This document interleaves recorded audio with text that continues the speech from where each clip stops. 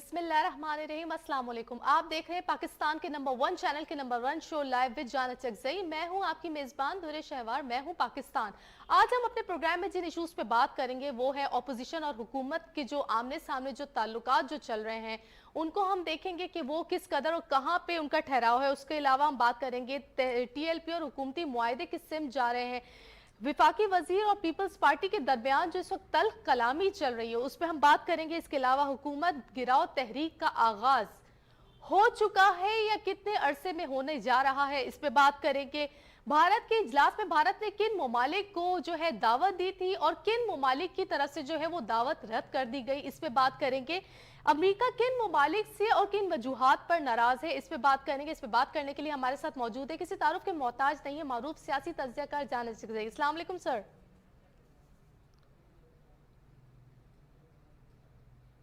जी sir साहब, programme का start में सबसे पहले एक सवाल से करूंगी, वो ये है कि खान साहब को जो अभी सियासी बहरान का जो सामना है वो इससे किस तरह से निपटेंगे?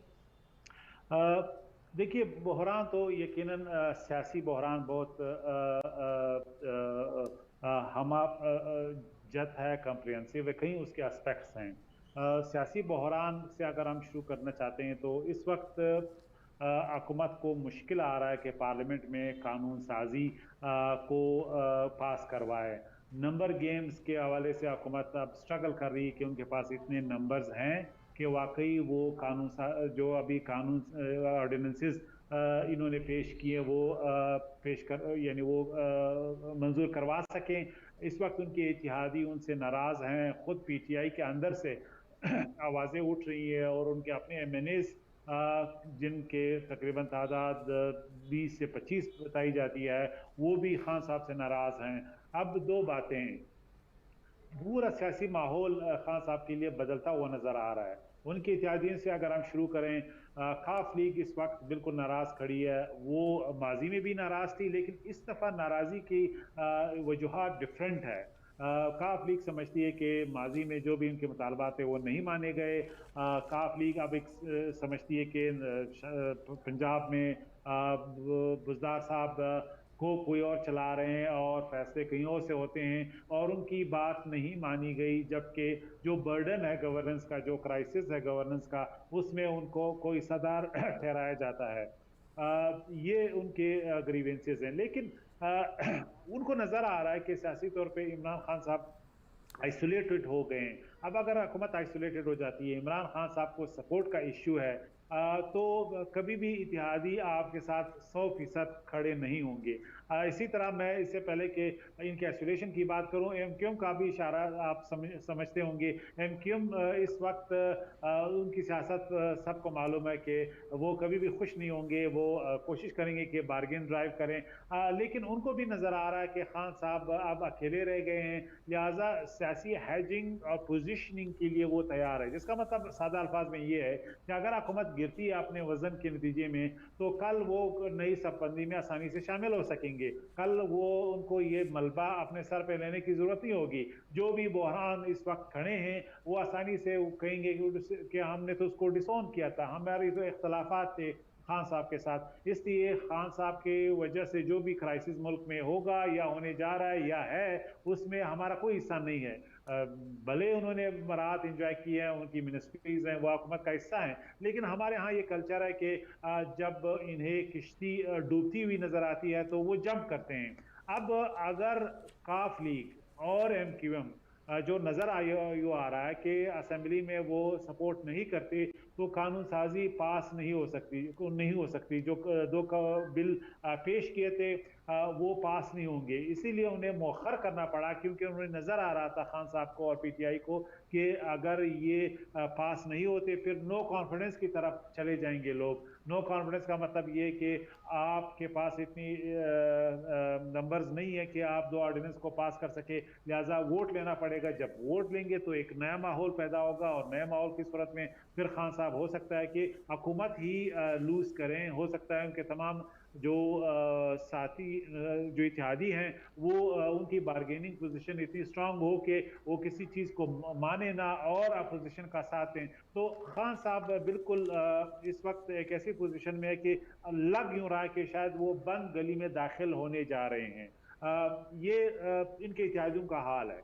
अब पीटीआई के अंदर से भी आवाज़ें उठ रही हैं। पीटीआई के बहुत से लोग जो साउथ पंजाब से इलेक्ट हुए, बहुत से लोगों से मेरा जो राब्ता हुआ है वो देख रहे हैं कि आइंदा हुकूमत किसकी बनने जा रही है, हवा किस तरफ है। देखिए, बहुत इंपॉर्टेंट चीज़ है इलेक्शन में, जो इलेक्टेबल्स है वो हवा को देखते हैं। अगर उन्हें नजर आ रहा है कि हवा पीटीआई के मुखालिफ सिमत में है, चाहे नून लीग की तरफ हो, चाहे पीपल्स पार्टी की तरफ हो, जो भी पार्टी हो, तो वो देखेंगे कि आइंदा इलेक्शन में वो कौन से पार्टी के टिकट पे इलेक्शन लड़ेंगे और क्यों कर वो खान साहब के साथ खड़े होंगे, जब उन्हें नजर आ रहा है कि खान साहब तकरीबन इस पोजीशन में है कि शायद वो अपनी मेजॉरिटी जो है कायम करने में कामयाब ना हो सके। इसलिए तकरीबन 10% ऐसे पीटीआई के एमएनएज हैं जो अभी पोजीशनिंग कर रहे हैं, जो देख रहे हैं हवा का रुख, वो रीड कर रहे हैं, वो ये जानने की कोशिश कर रहे हैं कि किस तरीके से आइंदा सियासी जो अलाइनमेंट बनेगी उसमें उनकी सियासी फ्यूचर क्या होगी। ये पीटीआई के अंदर के लोगों की सूरत हाल है। अब अगर पीटीआई के अंदर से इतनी बेचैनी है और इनके इत्यादियों में बेचैनी है, तो हवा का रुख आप समझ सकते हैं कि किस तरफ है। अगर अपोजिशन इस वक्त कोई सही हकमत अमली अपनाती है, तो मैं समझता हूं कि इमरान खान साहब के लिए पंजाब में सबसे बड़ा चैलेंज होगा। इसके बाद सेनेट में आएगा, क्योंकि पंजाब से अगर हम शुरू करें, पंजाब में इस वक्त नंबर गेम्स की बात है। उसमें तकरीबन खान साहब को यानी चंद एमपीएस की जरूरत इस वक्त है जिन पे उनकी हुकूमत खड़ी है। अगर चंद एमपीएस जो इस वक्त पीएमएलक्यू के पास हैं, जो जहांगीर तरीन साहब के पास हैं, अगर वो डिसाइड करते हैं कि हमने इस हुकूमत को गिरानी है, नून लीग के साथ मिलकर वो गिरा सकते हैं 2 मिनट में। लिहाजा ये सबसे बड़ा इस वक्त चैलेंज है। जिस तरह बलूचिस्तान में जाम साहब के साथ इमरान खान खड़े थे लेकिन जाम को नहीं बचा सके, बलूचिस्तान गवर्नमेंट गिर गई, यही हाल पंजाब में होता हुआ नजर आ रहा है। तो इसके बाद फिर सेनेट में भी ये पोजीशन है। सेनेट में तो क्लियरली मेजॉरिटी अपोजिशन की है। अब अगर पीटीआई के जो डिस्ग्रंटल्ड हैं, जो नाराज हैं, वो भी उनका साथ देते हैं, तो संजरानी साहब के लिए शायद अपनी सीट या अपनी मेजॉरिटी रखना या चेयरमैनशिप रखना नामुमकिन हो जाएगा, क्योंकि संजरानी साहब पीटीआई की इत्यादी है, खान साहब की इत्यादी है। इसलिए लग यूं रहा है कि यहाँ पे भी उन्हें बहुत ही मुश्किल होगा कि अपनी जो मेजॉरिटी है उसके नतीजे में जो उनका चेयरमैन है उसको वो बचा सके। लिहाजा खान साहब वो कहते हैं ना कि पहाड़ और नीले समंदर के दरमियान है इस वक्त। ठीक है सर, आप क्या समझते हैं हालात किस तरफ जा रहे हैं? हुकूमत के मतलब साथ है हालात या हुकूमत के अगेंस्ट है? देखिए, मैंने इसको इशारा यूं किया, जो हकायक हमें नजर आ रहे हैं वो बेचैनी पीटीआई के अंदर, उनके इत्यादियों की पोजीशनिंग और हैजिंग और जो बेचैनी के नाम पे उनकी जो स्ट्रेटजी है। इसी तरह अपोजिशन इस वक्त रीअलाइनमेंट कर रही है।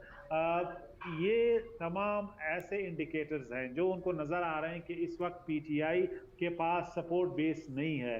अगर सपोर्ट बेस नहीं है या रिक्वायर्ड नंबर नहीं है या डिमोरलाइज्ड है उनके इत्यादि और उनके नंबर्स, तो इसमें बाकी कुव्वतों को मौका मिलेगा, बिलखसूस अपोजिशन को।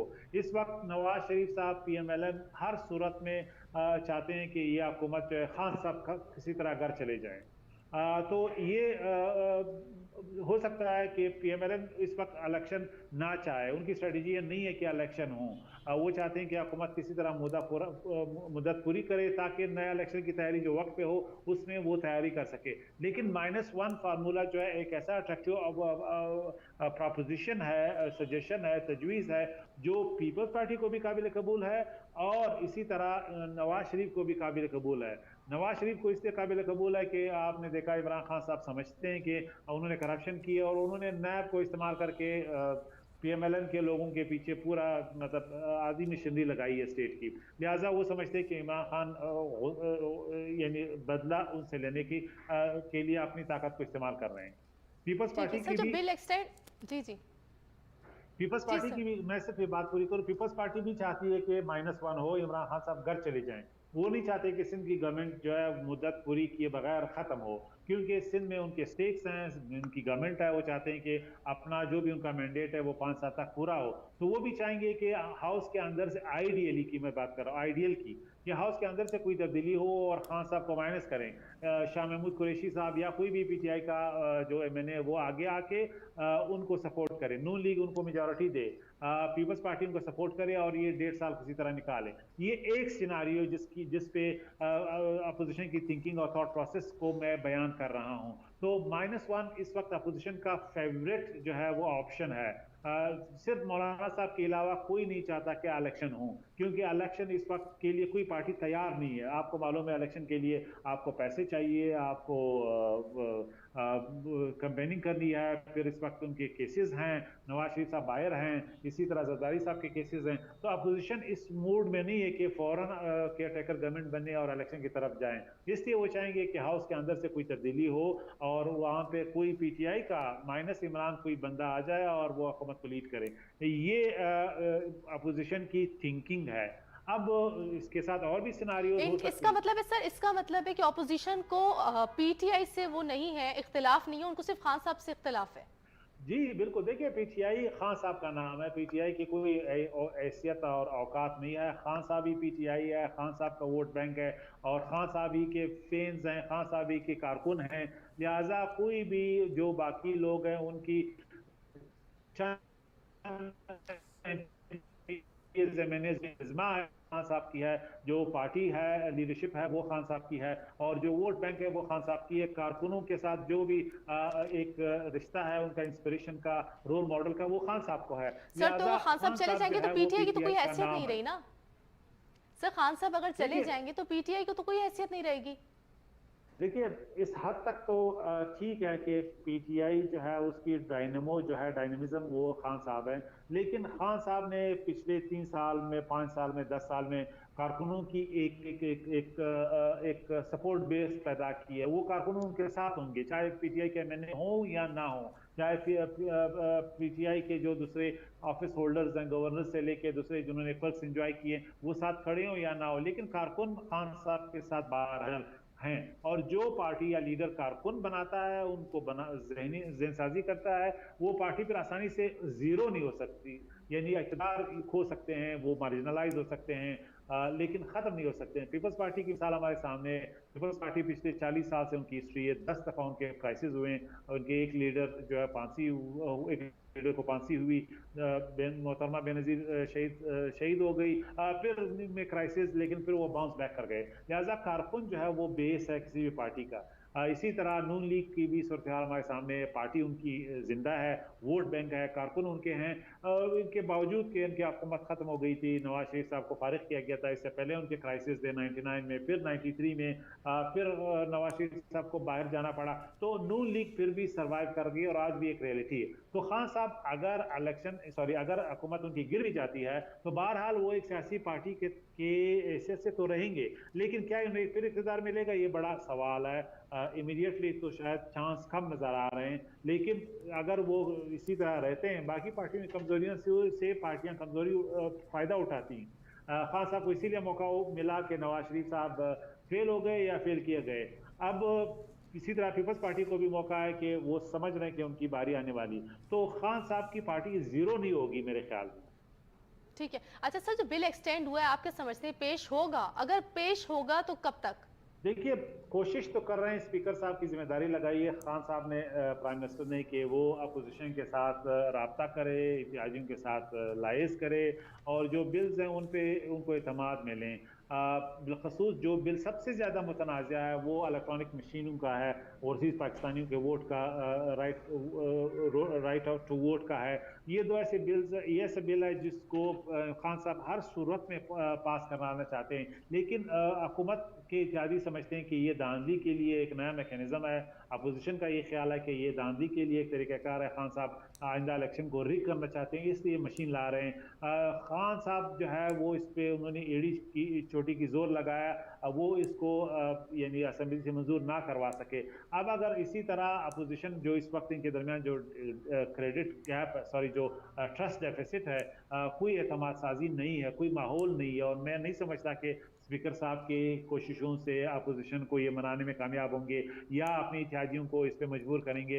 ना स्पीकर साहब की वो यानी क्लाउट है, वो एक स्टॉप एक अरेंजमेंट है, स्टॉप गेप अरेंजमेंट जिसे अंग्रेजी में कहते हैं, एक कोशिश है लेकिन वो बावर कोशिश नहीं है। खान साहब को बहुत कुछ देना पड़ेगा इन दो बिल को पास करने के लिए। अभी अब ज़ाहिर 16 तारीख को इन्होंने डेट दी है कि 16 तारीख को हम फिर ये बिल पेश करेंगे, लेकिन अगर उन्हें लगे कि उनके नंबर्स पूरे नहीं है, पीटीआई के कारकुन पूरे यानी एमएनए 100% के साथ नहीं है, इत्तेहादी काफ लीग और एमक्यूएम इस बिल पे नहीं आना चाहती, तो इन्हें फिर मौखर करना पड़ेगा, क्योंकि अगर ये बिल पास नहीं होते तो फिर नो कॉन्फिडेंस किक इन हो जाएगा। नो कॉन्फिडेंस का मतलब है कि खान साहब अगर ये पास नहीं होते, इसका मतलब है खान साहब ने असेंबली में अक्सरियत खो दी है, फिर एतमाद का वोट फिर लेना पड़ेगा और एतमाद का वोट फिर आसानी से शायद ना मिले। इस माहौल में जिसमें इकोनॉमिक क्राइसिस है, पॉलिटिकल क्राइसिस है, फॉरेन पॉलिसी के इश्यूज हैं, जिसमें और बहुत से हकायक तब्दील हो गए,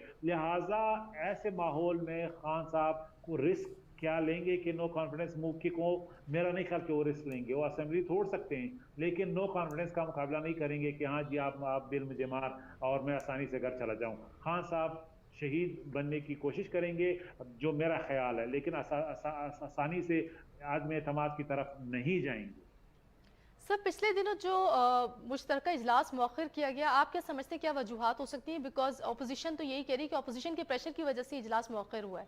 देखिए, खान साहब को किसी ने एडवाइस दी कि आपके नंबर्स पूरे नहीं है, पीटीआई और काफ लीग और एमक्यूएम इस पे बार्गेनिंग कर रही है, यानी पीटीआई के कुछ एमएनए सॉरी वो बार्गेनिंग करेंगे। उन्हें जब तक खुश ना किया जाए, उन्हीं के मुतालबात ना माने जाएं, इस बिल को मौखर किया जाए, इस बिल को पेश ना किया जाए। खान साहब के वैसे भी कोरम असेंबली में कोरम के इश्यूज रहे हैं, इससे पहले अपोजिशन ने कई दफ़ा पॉइंट आउट किए और असेंबली के इजलास नहीं हो सके। इस वक्त अपोजिशन का दबाव अपनी जगह पे, लेकिन असल में जो दबाव है वो इनके इत्तेहादियों का है, इनके नंबर्स गेम पूरे नहीं है। अब अगर नंबर्स गेम पूरे नहीं है तो कोई भी लीडर ऑफ द हाउस इस वक्त प्राइम मिनिस्टर इमरान खान है, कोशिश नहीं करेंगे कि ऑर्डिनेंस को लाया और उसको कानून साजी के लिए पेश करें। इसलिए इन्हें इस दबाव की वजह से ये पोस्टपोन करना पड़ा और किसी ने इनको सही मशवरा दिया है कि आप इसको मुखर करें, क्योंकि नो कॉन्फिडेंस की तरफ फिर आप मजबूरन जाना पड़ेगा। और जब एक दफ़ा नो कॉन्फिडेंस साबित हो गया कि आप हाउस में एतमाद खो चुके हैं और इस पे कानून साजी, इस पे यानी नंबर साजी हो गई, इस पे नंबर सामने आ गए कि मिसाल इस बिल के हक में इतने हैं और मुखालफत में ज़्यादा वोट हैं, तो फिर उसी दिन से फिर आदम एतमाद जो है वो किक हो जाएगा और अपोजिशन आदम एतमाद सबमिट कराएगी। फिर खान साहब असेंबली नहीं तोड़ सकते, फिर खान साहब को मजबूरन आदम एतमाद का मुकाबला करना पड़ेगा या इस्तीफ़ा देना पड़ेगा। लिहाजा ये उनके डायनेमिक है जिसकी वजह से खान साहब को मशवरा दिया गया कि आप इस दोनों बिलों को मौखर करें। इसलिए खान साहब ने फिर ये सियासी मूव चलाने की कोशिश की और अभी तक स्पीकर उस पर लगे हुए हैं, लेकिन खातिर ख्वाह कामयाबी जहाँ तक मेरी मालूमात है वो नहीं मिल रहा। अगरचे खान साहब भरपूर कोशिश कर रहे हैं, मेरी मालूमात ये भी है कि वो रात के अंधेरे में एमएनएस को बुला के उनसे रिक्वेस्ट कर रहे हैं कि आप हाजिरी यकीनी बनाएं, आप इस बिल को पास होने दें। उनके जो भी ग्रीवेंसेस और शिकायतें हैं वो उनके लिए ऑर्डर्स इशू कर रहे हैं, इंस्ट्रक्शंस कर रहे हैं। तो खान साहब हर तरीके से लगे हुए हैं कि जो रिक्वायर्ड मेजॉरिटी है असेंबली में इन दो बिल की पास होने के लिए वो यानी हो जाए। इसमें एक नैब का जो ऑर्डिनेंस है वो बड़ा इंपॉर्टेंट है। नैब के ऑर्डिनेंस के आने के बाद जो है वो नैब की पोजीशन जो है वो बड़ी कंप्रोमाइज हो जाएगी। लिहाजा खान साहब हर कीमत पे नैब का ऑर्डिनेंस और ओवरसीज पाकिस्तानियों का या वोटिंग की मशीन जो मशीन है वोटिंग मशीन है का हक है या टेक्नोलॉजी का इंस्टॉलेशन है, इस दोनों बिलों को किसी भी तरह मंजूर करवाए। लेकिन हो सकता है इन दो बिलों की मंजूरी में खान साहब अपनी हुकूमत ही गवा दें। ठीक है। अच्छा सर, पीडीएम के लॉन्ग मार्च को लेकर वफाकी वजीर असद उमर साहब ने काफ़ी सख्त जुमलों का जो है तबादला किया है, मगर इस पर बात करूंगी मैं ब्रेक के बाद। कहीं जाइएगा नहीं, देखते रहिए live with Jana Chakzai only on Star news.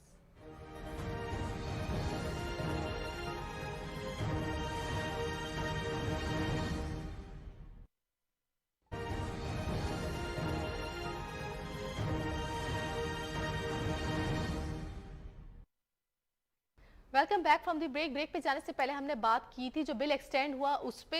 अब हम बात करेंगे जो पीडीएम का लॉन्ग मार्च का इरादा है, इस पे हम बात करेंगे, जिस पे असद उमर साहब ने काफी सख्त जुमले जो है कहे हैं कि अगर पीडीएम ने लॉन्ग मार्च का सोचा भी या की तो उन्हें कुट पड़ेगी इस्लामाबाद की तरफ अगर उन्होंने सोचा। तो सर क्या कहेंगे इस हवाले से? देखिए, असद उमर पीटीआई के एक अहम मिनिस्टर है, लेकिन असद उमर बुरी तरीके से अपनी हुकूमत के इमेज को कायम करने में नाकाम रहे हैं। उनकी परफॉर्मेंस में भी सवालिया निशान है। जिस तरीके से वो हुकूमत के लिए फाइट कर रहे थे उसमें भी वो यानी वो तेज़ी नहीं रही, उनकी एनर्जी तकरीबन ख़त्म हो गई है। लिहाजा असद उमर के इन सियासी बयानात से फ़र्क नहीं पड़ता। जो इस वक्त माहौल है वो बिल्कुल अपोजिशन के हक़ में है। माहौल जिस तरह हमने पहले हिस्से में भी डिस्कस किया, इमरान खान साहब सियासी लिहाज से बिल्कुल आइसोलेट हो चुके हैं। कोई भी उनका मिनिस्टर जो है वो कोई खातिर ख्वाह उसमें इजाफा नहीं कर सकता। वो बिगाड़ तो पैदा कर सकते हैं, लेकिन जो जुड़ने वाली बात है वो नहीं कर सकते। अपोजिशन इस वक्त बिल्कुल उनको नजर आ रहा है कि खान साहब इस वक्त अपने पिछले 3 साल की हिस्ट्री में पहली दफा अकेले नजर आ रहे हैं, उनको आइसोलेटेड नजर आ रहे हैं और उन्हें अब इस वक्त सियासी हमला कर देना चाहिए, जिसका मतलब है कि अपोजिशन असेंबली के अंदर, सेनेट के अंदर और इसी तरह स्ट्रीट में शोर करेगी, उसमें स्ट्रेटजी बनाएगी ताकि हुकूमत को एक दचका दें। हुकूमत इस वक्त बिल्कुल उस पोजीशन पे है कि सेनेट में अपोजिशन आसानी से हुकूमत के कैंडिडेट संजौनी साहब को यानी शिकस्त दे सकती है आदमी इत्मीनान की सूरत में। इसी तरह मरकजी असेंबली में भी हमने देखा कि जो बिल है वो पेश ना हो सके क्योंकि हुकूमत को मालूम था कि उनकी नंबर्स नहीं है। अपोजिशन में बिलखसूस जो हुकूमत की इत्तेहादी है वो भी उनके साथ राब्ते में है, वो भी एक जॉइंट स्ट्रैटेजी के लिए सोच रहे हैं। देखिए, इस वक्त इन्हें जो इत्तेहादी है खान साहब के, उनको किश्ती डगमगाती हुई नजर आ रही है। लिहाजा वो अपोजिशन से राब्ते में, और अपोजिशन इस हवाले से भी यानी इंकरेज्ड है कि अब महंगाई उस महज पे पहुंची है कि आवाम भी खान साहब के साथ खड़े नहीं होंगे। उनकी पॉपुलैरिटी भी तकरीबन उसमें बहुत कमी आई है। लिहाजा महंगाई ने आम आदमी के मुश्किलात में अपोजिशन को शह दी है कि वो उठ खड़े हों और कुछ करें। इसलिए अपोजिशन ने ये ऐलान किया कि हम मार्च करेंगे या नहीं, लेकिन लग यूं रहा है कि मार्च से पहले हुकूमत के दो बड़े सतून यानी पंजाब गवर्नमेंट और सेनेट में जो मेजॉरिटी है वो गिर जाएगी। अब अगर यहाँ पे हुकूमत को शिकस्त होती है तो फिर असेंबली में खान साहब के लिए बहुत कम ही मौका मिलेगा कि वो सरवाइव करें। अपोजिशन की जो स्ट्रेटजी है वो खुद कामयाब हो जाएगी, फिर उन्हें मार्च की तरफ भी नहीं जाना पड़ेगा। बलूचिस्तान इनके हाथ से निकल गया है, केपी इनके हाथ में है, सिंध इनके हाथ में नहीं है। पंजाब अगर खान साहब के हाथ में निकल गया जो आधा पाकिस्तान है, तो इसका मतलब है कि सेनेट भी निकल गया और असेंबली में भी खतरा पैदा हो गया कि खान साहब की मेजॉरिटी नहीं। फिर खान साहब के लिए दो रास्ते, असेंबली तोड़ें या नो कॉन्फिडेंस का मुकाबला करें। इस पूरे सिनेरियो को अपोजिशन बहुत बारीकी से देख रही है। इसलिए पीपल्स पार्टी भी आप कोशिश कर रही है कि अपोजिशन के साथ वापस आ जाए, पीडीएम का हिस्सा बने या पीडीएम के साथ स्ट्रेटेजी एक करे। लिहाजा वो नहीं चाहते कि इस पूरे जो अब ये गेम बनता हुआ नजर आ रहा है उससे वो आउट हो और अकेले नजर आए। तो पीपल्स पार्टी ने भी अब इसमें यानी अपनी सियासी हिकमत अमली को यकजा किया है और आप समझ रहे हैं कि अपोजिशन की हैसियत से इन्हें एक नई सियासी हिकमत अमली अपनानी चाहिए ताकि जल्दी से -1 करें या इमरान खान की गवर्नमेंट को किसी तरह खत्म करें। तो इसलिए अपोजिशन का लॉन्ग मार्च एक धमकी तो है, सर लेकिन उसमें पीपल्स पार्टी दोबारा पीडीएम का हिस्सा बनेगी? देखिए, पीपल्स पार्टी इस वक्त उनको नजर आ रहा है कि खान साहब को अगर मजबूर किया जा सकता है यानी घर भेजने की, वो ये टाइमिंग है। तो टाइमिंग के लिए हवाले से उनकी एक जमात, एक हिकमत अमली है, जबकि पीडीएम की दूसरी में जिसमें नून लीग की बहुत इंपॉर्टेंट किरदार है। पीडीएम नून लीग का नाम है। नून लीग अगर चाहे तो पंजाब में हुकूमत गिर जाएगी नो टाइम। नून लीग अगर चाहे तो सेनेट में पीपल्स पार्टी से मिलके हुकूमत गिरा सकते हैं इन नो टाइम।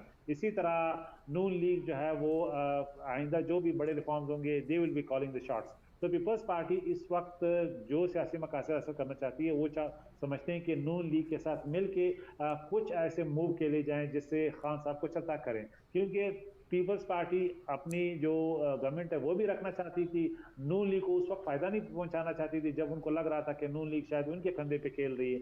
अब इन्हें नजर आ रहा है कि नून लीग बेटर पोजीशन में है, उनकी सियासी हिमायत शायद ज्यादा हो जो बराह रास्त खान साहब अनपॉपुलर हो रहे हैं, उनका बाय डिफॉल्ट फायदा नून लीग को पहुंच रहा है, क्योंकि नून लीग की गवर्नेंस अब अच्छी लगने लगी है खान साहब के गवर्नेंस से या उनकी हुक्मरानी तर्ज हुक्मरानी से। ये फायदा पीपल्स पार्टी को नजर आ रहा है कि नून लीग को पहुंच रहा है। तो नून लीग सियासी लिहाज से अब पीपल्स पार्टी के लिए वारा खाएगी, यानी उनको शोल्डर मिलेगा कि खान साहब को माइनस करें किसी तरीके से। इसलिए वो मैं समझता हूं कि वो पीडीएम के साथ, अगर पीडीएम का हिस्सा नहीं बनेंगे, लेकिन पीडीएम के साथ एक नुकाती प्रोग्राम पे मुतफिक हो सकते हैं, जिसका मतलब है कि खान साहब को घर भेजना। ये one point agenda people's party के लिए बड़ा अट्रैक्टिव है, क्योंकि उसे पीडीएम का लोड भी नहीं उठाना पड़ेगा, उनका जो सियासी यानी बोझ है वो भी उनसे बच जाएंगे, अपनी हुकूमत भी कायम रख सकेंगे, लेकिन आसानी से खान साहब को घर भेजेंगे। ये वन पॉइंट एजेंडा पीडीएम का और पीपल्स पार्टी का है, जो होता हुआ नजर आ रहा है। अमली तौर पे क्या वो इस एहतजाज कैसा बनेंगे जो अभी ये कह रहे हैं, एहतजाज की शायद जरूरत ही ना पड़े, नंबर गेम्स में खान साहब को शायद वो फारिग करें। ठीक है। अच्छा, टीएलपी और हुकूमत के मुआहदे के हवाले से आप क्या कहेंगे? बिकॉज शेख रशीद साहब ने तो हाथ उठा लिया, उन्होंने तो कहा मैं हल्फिया कहता हूं कि मुझे इस मुआहदे का इल्म नहीं। अब सर वो इस पोजीशन पर आके वजीर दाखिला हो के इस तरह से ये बयान दे रहे हैं, तो इनके इस बयान को आप क्या कहते हैं कि कितना दुरुस्त है? देखिए, शेख रशीद साहब एक नालायक वजीर रेलवे साबित हुए हैं, वो एक नालायक वजीर दाखिला साबित हुए हैं।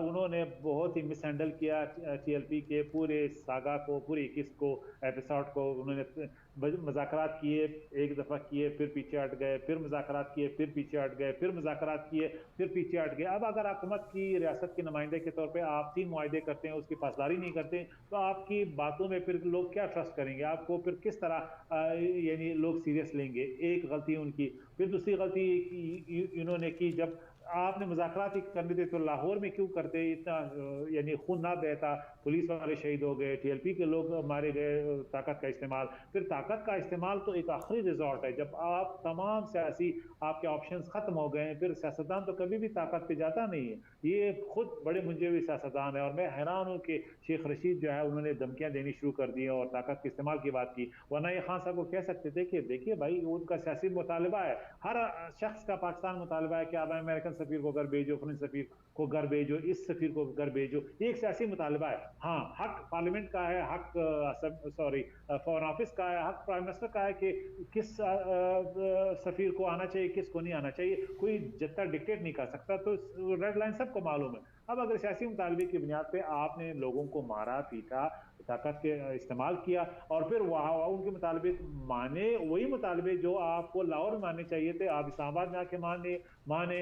अब उन्होंने यही मुतालबा था, कालादम लिस्ट हमें निकालो, अभी आप मान रहे हैं कालादम लिस्ट से उनको निकाल रहे हैं। उन्होंने कहा था साद रजवी को रिहा करो, उस वक्त हाईकोर्ट ने रिहा किया, फिर आपने पंजाब हुकूमत के जरिए उनके खिलाफ अपील की, सुप्रीम कोर्ट गए, फिर सुप्रीम कोर्ट ने बेंच बनाया, फिर उन्होंने रेफर किया लाहौर हाईकोर्ट, और वो बात उन्होंने कहा कि रिहा होना चाहिए। आपने फिर कहा कि नहीं, हमने उनको रिहा नहीं होने देना है। अच्छा, फिर आपने जिन लोगों को गिरफ्तार किया उनको रिहा करने की बात की, वो फिर आपने नहीं मानी। अभी 100 प्याज खाने के बाद आप मजबूरन वो सारे काम करने लगे जो आप पहले मान चुके थे। लिहाजा इससे हुकूमत की बड़ी यानी एम्बेरसमेंट हुकूमत को हुई है, शेख रशीद साहब को हुई है। शेख रशीद साहब बिल्कुल उनकी बेइज्जती हुई है। अगर वो कह रहे हैं उसकी और नालायकी, इस्तीफा देना चाहिए, घर जाना चाहिए। अगर वो कह रहे हैं कि मुझे कुछ पता नहीं है, ये तो एक नालायक ही मिनिस्टर कह सकता है कि उन्हें लूप में नहीं लिया गया, यानी उनकी उनकी कोई इतनी वर्थ है ही नहीं, यानी उनकी कोई क्रेडिबिलिटी है ही नहीं। अगर वो इंटीरियर मिनिस्टर की हैसियत से इस पूरे सागा में बिल्कुल कहीं नहीं बैठे, मुज़ाकरात ऐसा नहीं थे, उन्हें अनबोर्ड नहीं लिया गया, तो इसका मतलब है फिर why the hell he is there, he should go home, उसको इस्तीफा देना चाहिए। तो ये तो अपनी नालायकी को अपने मुंह से कहना है, उसको इश्तिहार लगा के कहना है कि मैं इतना नालायक हूँ कि उन्होंने जरूरी नहीं समझा कि मुझे इत्मीनान में लिया जाए, जबकि आपने शेड्यूल लिस्ट से निकाला उन्हें, कालादम का लफ्ज जो है वो सस्पेंड करवाया, साद रिजवी रिहा हो जाएंगे। ये सारी बातें आपने मान ली, आपके राइट अंडर योर नोज, आपके नीचे जो डिपार्टमेंट है उन्होंने मान लिए। तो ये तो नालायकी की बात है अगर वो कह रहे हैं कि मुझे कुछ पता नहीं है। ये आप हालत देखिए इस हुकूमत के वज़रा का, कि एक दूसरे के खिलाफ ये गुतम गुता होते हैं, और नालायकी इस हद तक जब बात आती है तो कहते हैं हमें पता नहीं था। अभी कुछ दिनों पहले फैसल वाडा साहब जो दोस्त हैं हमारे, एमएनए वजीर हैं, उन्होंने दावा किया कि प्राइम मिनिस्टर को टीएलपी के मुआहदे के बारे में कोई मालूमात नहीं। देखिए, अगर ये नहीं है तो ये खतरनाक बात है। अगर चीफ एग्जीक्यूटिव को पता नहीं है कि मुआहदा कौन कर रहा है, जबकि उसके वजीर दस्तखत कर रहे हैं मुआहदों पे, एक मुआहदे पे सर वो दस्तखत तो है। बात कवर अप करने के लिए कर रहे होंगे यकीनन, देखिए बिकॉज ऐसा कैसे पॉसिबल है? देखिए अगर एक वजीर कैबिनेट के मेंबर, देखिए कैबिनेट की एक जिम्मेदारी होती है, अगर आप वजीर है कैबिनेट की तो एक कैबिनेट रिस्पॉन्सिबिलिटी आप पे है कि आप वो बात नहीं कर सकते हैं पब्लिकली जो आपको नहीं कहनी चाहिए। अच्छा, फिर हुकूमत की नालायकी देखिए, कोई वजाहत नहीं आया कि नहीं नहीं ये गलत बात है। उन्होंने तासुर देने की कोशिश की कि वाकई खुदा न खास्ता प्राइम मिनिस्टर इतने नालायक है, नायल है कि उनको लूप में नहीं लिया गया, उन्हें इतमाद में नहीं लिया गया। उनके वजीरों ने साइन किए एक मुआहदे पे, दूसरे मुआहदे पे, तीसरे मुआहदे पे, और उन्हें पता तक नहीं है। अगर ये बात सही है तो ये प्राइम मिनिस्टर की आप उनकी शख्सियत के बारे में क्या राय देने की कोशिश कर रहे हो, और खुद आप कैबिनेट का हिस्सा हो, उनके करीबी साथी हो, और हुकूमत की नालायकी कि आप उसकी वजाहत भी नहीं दे रहे हो कोई प्रेस रिलीज के, नहीं, ये गलत कह रहे हैं। प्राइम मिनिस्टर चीफ एग्जीक्यूटिव है, वो हमारे प्राइम मिनिस्टर है, बहरहाल उनके बारे में इस तरह बात कहना कि उन्हें इतने बड़े मुआहदे के बारे में उसे मालूम नहीं था, ये तो हो ही नहीं सकता। ये तो हो ही नहीं सकता कि तमाम रिसोर्सेज, तमाम एजेंसियां प्राइम मिनिस्टर को रिपोर्ट करती हैं, प्राइम मिनिस्टर को पता ना हो कि टीएलपी के साथ कौन सा मुआहदा होने जा रहा है और किसने किया है। ये बिल्कुल लिटरली नामुमकिन है, इसका तस्वर ही नहीं हो सकता। लेकिन जिस तरीके से फैसल वाडा ने प्राइम मिनिस्टर की इंसल्ट की, उनकी शख्सियत को घटाने की कोशिश की, मेरे ख्याल में प्राइम मिनिस्टर को उन्हें से कर देना चाहिए था, बिल्कुल उन्हें फारिग कर देना चाहिए था कि ये माइंड योर वर्ड्स, ये आप क्या कह रहे हैं। और इसी तरह इंफॉर्मेशन मिनिस्ट्री को क्लेरिफाई करना चाहिए था कि ये जो उनकी बात है उनकी जाती राय है, जिस तरह नॉर्मल होता है। लेकिन उससे ये तासुर हुआ कि इस हुकूमत में दाएं हाथ को पता नहीं कि बाएं हाथ क्या कर रहा है, और बाएं हाथ को पता नहीं कि दाएं हाथ का क्या कर रहा है। लिहाजा ये कम्युनिकेशन का गैप है हुकूमत के अंदर, उनके वजीरों के अंदर, और इससे प्राइम मिनिस्टर की शख्सियत जो है वो मुतासर हो रही है, उनकी रेपुटेशन मुतासर हो रही है। मैं समझता हूँ कि प्राइम मिनिस्टर को इस तरह के नालायक वजीरों की बिल्कुल कोई ज़रूरत नहीं है जो ये कहें कि हमें पता नहीं है कि कब मुआहदा हुआ। या सर मैं पीटीआई के रहनुमाओं के इस तरह के बयान, जैसा भी आपने थोड़ी देर पहले आपने कहा कि शेख रशीद साहब ने इस तरह का बयान दिया है और अब फैसल वावड़ा साहब ने इस तरह का बयान दिया, तो आप क्या समझते हैं कि पीटीआई के जो रहनुमा है वो कंफ्यूजन का शिकार है?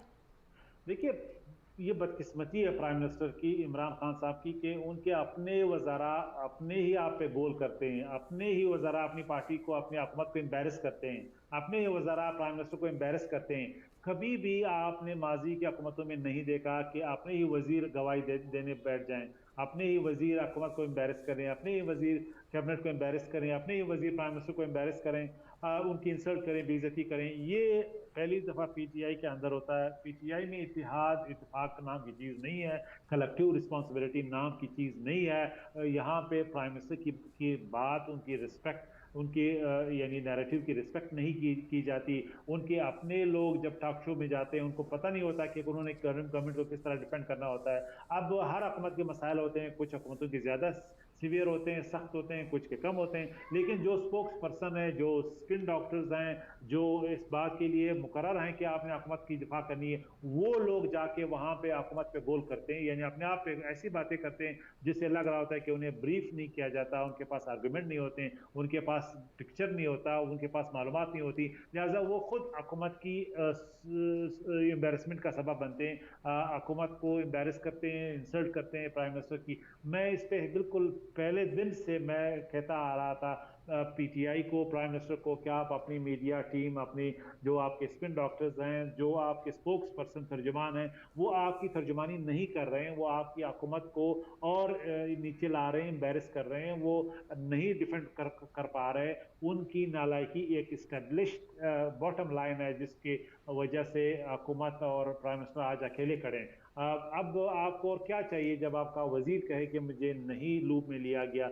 इस तरह के ब्लंट बयानात से आप क्या मैसेज देना चाहते हैं कि हुकूमत ही नालायक, पूरी प्राइम मिनिस्टर ने जो पूरा डिसीजन किया था, टीएलपी के सब मुज़ाकरात का गो अहेड अप्रूवल दिया था, नेशनल सिक्योरिटी कमेटी की इजलास की सदारत की थी और ये पूरी स्ट्रैटेजी उन्होंने गो अहेड दिया था, तो किस तरह उनके बगैर मुज़ाकरात हो सकते हैं, साद रिजवी रिलीज हो सकते हैं, लोग फोर्थ शेड्यूल से टेररिस्ट लिस्ट से निकल सकते हैं, कालादम का लफ्ज यानी सस्पेंड हो सकता है। ये तो मुमकिन ही नहीं है कि प्राइम मिनिस्टर जो इसको अप्रूव करते हैं, जो फाइनल अथॉरिटी है, उनको पता ना हो। अच्छा, फिर इंटीरियर मिनिस्टर, ये कैसे मुमकिन है कि इंटीरियर मिनिस्टर लूप ही में ना हो, जबकि उनके नीचे रेंजर्स हैं, इदारे हैं, इंटीरियर मिनिस्ट्री है, इंटीरियरी और एजेंसियां हैं। अब ये सारी बातें अगर प्राइम मिनिस्टर के एक अहम वजीर शेख रशीद जैसे लोग कहेंगे तो यकीनन ये हुकूमत के लिए अफसोस ही है कि किस तरीके से कलेक्टिव रिस्पॉन्सिबिलिटी का जो उसूल है वो इम्प्लीमेंट नहीं होता, और किस तरीके से हुकूमत के लिए ये लोग मसाइल क्रिएट करते हैं। ठीक है। अच्छा सर, अभी जाते जाते इंटरनेशनल इशू पे बात करेंगे। ये बताइए कि यूएई के वजीर खारजा और शाम के सदर की मुलाकात पर अमेरिका ने बरहमी का इजहार किया, तो अमेरिका को क्या खतरा है इन दोनों ममालिक में अगर ताल्लुकात अच्छे हो जाते, जबकि अमेरिका और यूएई के ताल्लुकात तो किसी से भी ढके छुपे नहीं है? देखिए, अमेरिका की शाम में जो पॉलिसी है वो बड़ी मुश्किल से वो इधर पहुंचे हैं। वो चाहते थे कि रजीम चेंज आए, बशर अल असद को घर भेजा जाए, लेकिन उन्हें अलकायदा और दाइश का भी ख़तरा था। दाइश वहाँ पे एक ताकत के तौर पे उभरी। फिर उन्होंने फैसला किया कि अब बड़े शैतान यानी दाइश का मुकाबला करे या छोटे शैतान बशर अल असद का मुकाबला करे। तो मजबूरन उन्हें ये कड़वी गोली पीनी पड़ी, खानी पड़ी कि नहीं, बशर अल असद को रहने दें, आप जो है दाइश के खिलाफ कार्रवाई करें। अब बशर अल असद के साथ वो कोई भी डिप्लोमेटिक ताल्लुकात नहीं बनाना चाहते। वो चाहते हैं कि वो इसी तरह आइसोलेटेड हों, अकेले हों, और किसी तरीके से रिजीम चेंज आए, लोग तंग आके ताकि इनको घर भेजा जा सके। लेकिन अब अरब ममालिक बिलखसूस जीसीसी के ममालिक जो माजी में बशर अल असद के खिलाफ थे, वो चाहते हैं कि उनके साथ उनके ताल्लुकात नॉर्मलाइज हो। आपने जिस तरह इशारा किया, यूएई के फॉरेन मिनिस्टर गए हैं, सऊदी अरब के उनके साथ ताल्लुकात जो है वो नॉर्मलाइजेशन की तरफ जा रहे हैं। इसी तरह बाकी जो ममालिक है जीसीसी के, वो भी चाहते हैं कि सीरिया के साथ, शाम के साथ ताल्लुकात नॉर्मलाइज हो जाएं, क्योंकि पूरे मशरक़ी वस्ता में जो सीन चेंज हो रहा है ईरान के साथ, हत्ता कि सऊदी अरब के और यूएई के अब ताल्लुकात जो है फंक्शनल लेवल पे काफ़ी इम्प्रूव हुए हैं। तो पूरे मिडल ईस्ट में एक नई सिनारियो बनती हुई नज़र आ रही है कि माजी में जो रीअलाइनमेंट, जो सियासी इतिहाद अमेरिका ने बनाए थे या प्रोटेक्टरेट बनाए थे, उसमें तब्दीली आ रही है। उनके अपने इतिहादी मुख्तलिफ तरीके, मुख्तलिफ अंदाज में फॉरेन पॉलिसी को सोच रहे हैं, उसको देख रहे हैं। लिहाजा जहाँ पे अमेरिका नहीं चाहता, वहाँ पे उनके इतिहादी यानी यूएई जैसे इतिहादी ताल्लुकात बनाने की कोशिश कर रहे हैं, यानी शाम के थिएटर में। इसी तरह इराक के साथ भी ताल्लुकात तकरीबन सऊदी अरब के बेहतर हुए हैं और यूएई के बेहतर हुए हैं। तो इसका पूरा कॉन्टेक्स्ट ये कि जो अमेरिका के साथ ताल्लुकात हैं उसमें नज़रसानी की एक कोशिश हमें जीसीसी ममालिक में नज़र आ रही है, क्योंकि बाइडेन एडमिनिस्ट्रेशन ने अभी तक मोहम्मद बिन सलमान जो वली अहद हैं सऊदी अरब के, उनको फ़ोन नहीं किया, जिस तरह इमरान खान को फ़ोन नहीं किया। वो उनसे नाराज़ है। वो एक जर्नलिस्ट के खशोगी के, जिसको कत्ल किया गया था अंकारा में सऊदी अरब के काउंसलेट में, ह्यूमन राइट्स के हवाले से उनको एक गिला और शिकवा है सऊदी अरब से। तो इस वक्त सऊदी अरब और अमेरिका के ताल्लुकात में सदमोरी है, यूएई और अमेरिका के ताल्लुकात में सदमोरी है। अगरचे यूएई बहुत कोशिश कर रहा है वाशिंगटन के साथ ताल्लुकात को इम्प्रूव करें, लेकिन शाम के साथ ताल्लुकात में अमेरिका को भी ये मैसेजिंग है, ये पैगाम देने की कोशिश है यूएई की तरफ से कि आप अगर हमारे साथ जो माजी में ट्रंप एडमिनिस्ट्रेशन के ताल्लुकात थे उसकी बहाली पे नहीं जाते, तो हम आपके जो इत्तेहादी नहीं है उनके साथ फिंगे बढ़ाएंगे। तो ये एक मैसेजिंग भी है, अपनी नाराज़गी का इजहार भी है वाशिंगटन के लिए। लिहाजा ये इसके कहीं मैनी हो सकते हैं। ठीक है, बहुत शुक्रिया। हमारे साथ मौजूद थे जाना चकजई साहब। आज हमने प्रोग्राम में बात की टीएलपी और हुकूमत के मुआहदे को लेकर, शेख रशीद साहब के बयान को लेकर कि उन्होंने जो बयान दिया उस पर हमने बात की, उन्हें कैसा बयान देना चाहिए था। और इसके अलावा हमने बात की हुकूमत जिन कशमकश का शिकार है, उन कशमकश से उन्हें कैसे निपटना चाहिए। जिस तरह से हुकूमत से कंटिन्यू डाउन जो है जा रही है, उन्हें किस तरह से इन तमाम हालात पर काबू पाना चाहिए। प्रोग्राम आप लोगों को कैसा लगा, इस हवाले से हमें अपनी राय से ज़रूर आगाह कीजिएगा, और आने वाले दिनों में अपने प्रोग्राम को मजीद कैसे बेहतर बना सकते हैं। ज़ियानत चकज़ई और दुरे शहवार को दीजिए इजाज़त। अपना बहुत ख्याल रखिएगा। अल्लाह हाफ़िज़।